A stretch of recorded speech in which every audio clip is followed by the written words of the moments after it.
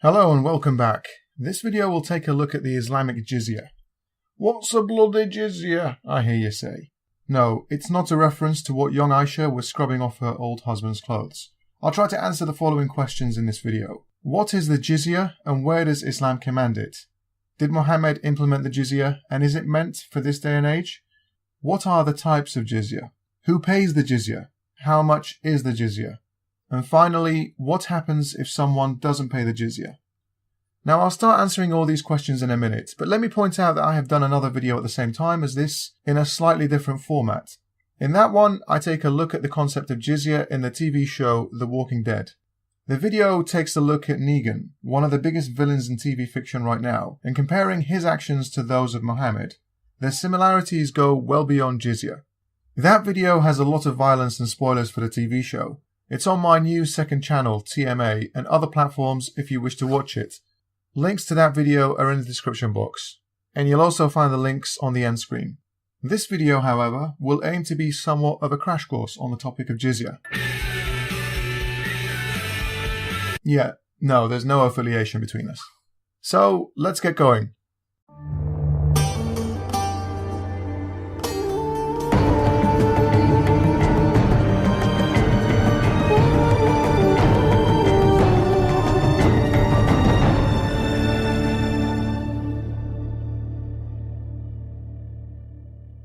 We hear apologists claim numerous things in relation to jizyah. They'll make claims like, it's like the zakat. As usual, I won't make any claims without backing them up from Muslim sources, which you'll find links to in the description box. So, question 1. What is the jizyah and where does Islam command it? In short, it's extortion masquerading as a tax that is mandated on dhimmi subjects of the Islamic State. Say what? Alright, I'll simplify.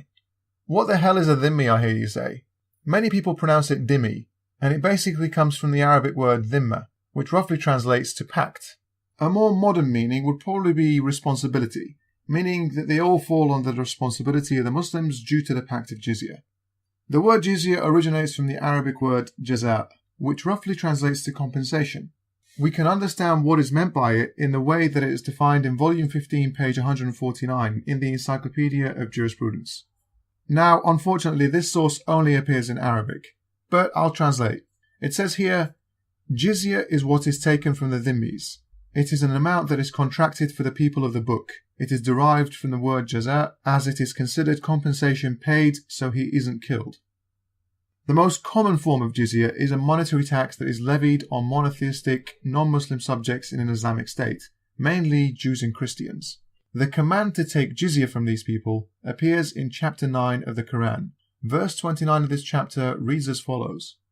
Fight those who do not believe in Allah nor in the latter day, nor do they prohibit what Allah and His Messenger have prohibited, nor follow the religion of truth out of those who have been given the book, until they pay the tax in acknowledgement of superiority and they are in a state of subjugation.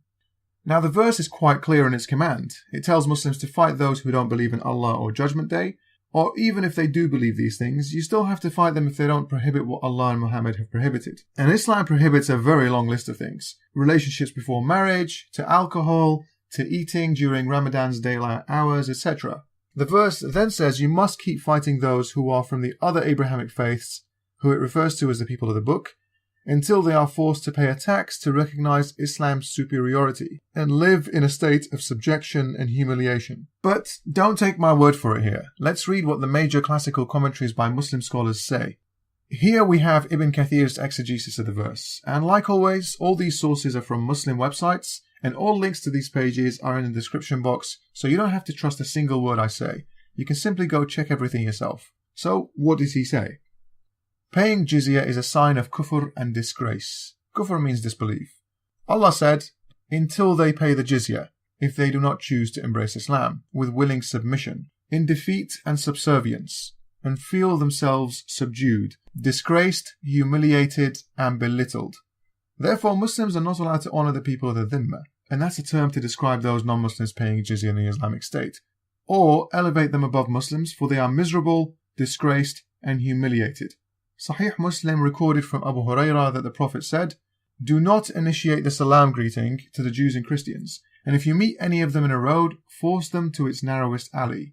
So the whole purpose of the jizya is to disgrace, humiliate, and belittle non-Muslims. These three words are key. They come hand in hand with the money that is offered with jizya. Another very well-respected commentary on the Quran by Imam Tabari says the purpose of the jizya is this. It means they are giving money to the Muslims to save themselves from being beheaded. How nice. He goes on to interpret what is meant by the last words of the verse, وَهُمْ صَاغِرُونَ, often translated as subjected, humiliated, and belittled. And I personally think belittled probably fits best. Anyway, it goes on to say what the Quran means by this term. It means defeated and humiliated. By humiliated, it describes them as despicable. Who else do we have? We have the interpretation of Al-Razi, another major exegete of the Quran.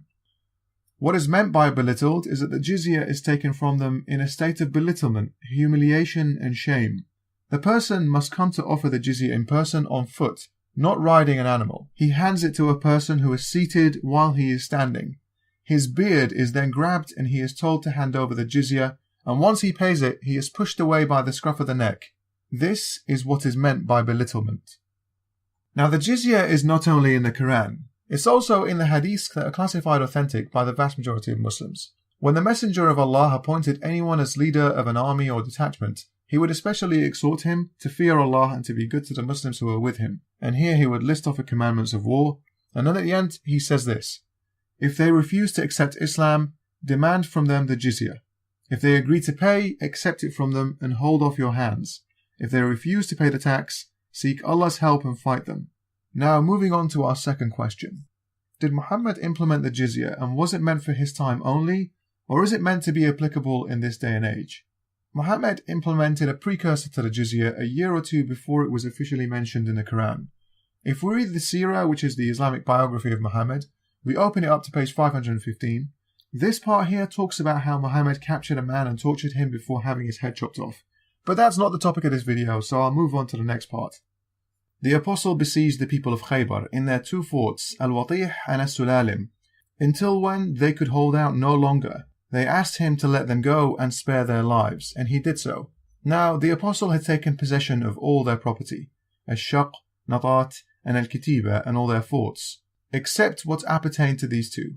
When the people of Fadak heard of what had happened, they sent to the Apostle, asking him to let them go and spare their lives, and they would leave him their property, and he did so. The one who acted as intermediary was Muhayyasa bin Mas'ud, brother of Bani Haritha. When the people of Khaybar surrendered on these conditions, they asked the Apostle to employ them on the property, with half share in the produce, saying, "We know more about it than you, and better farmers." The Apostle agreed to this arrangement on the condition that, if we wish to expel you, we will expel you. He made a similar arrangement with the men of Fadak. Now, a common Muslim apologist tactic, when shown things like this, is to deny the credibility of the source.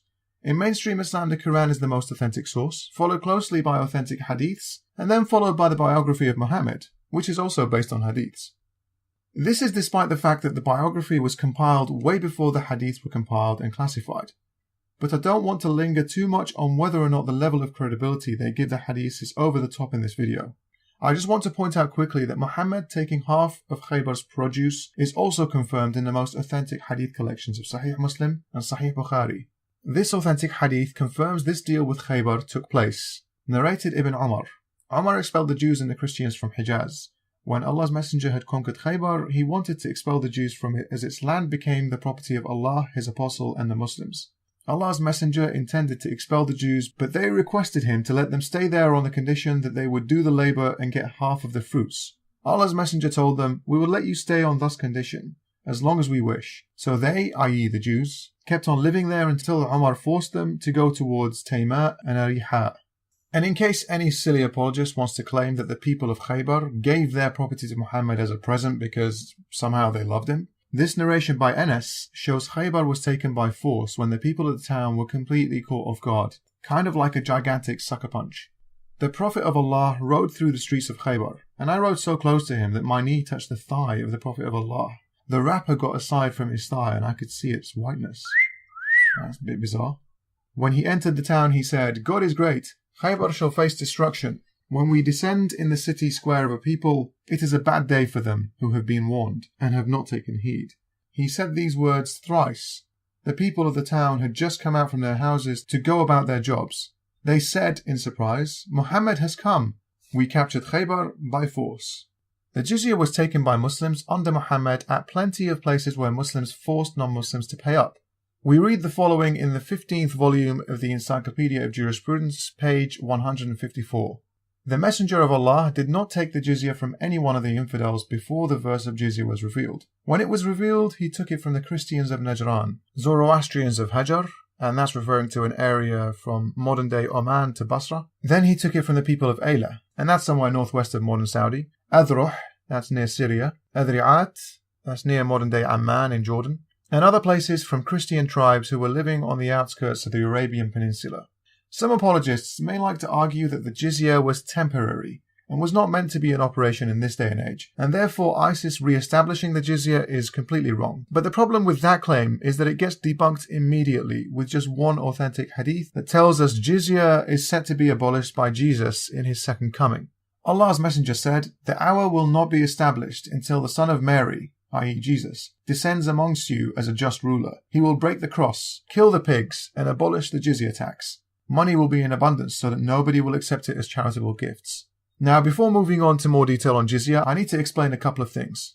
There are basically four main schools of jurisprudence which determine Sharia law for Sunni Muslims. Shia Muslims belong to other schools of jurisprudence, but they don't differ that substantially, so I'll just focus on the Sunni ones in this video.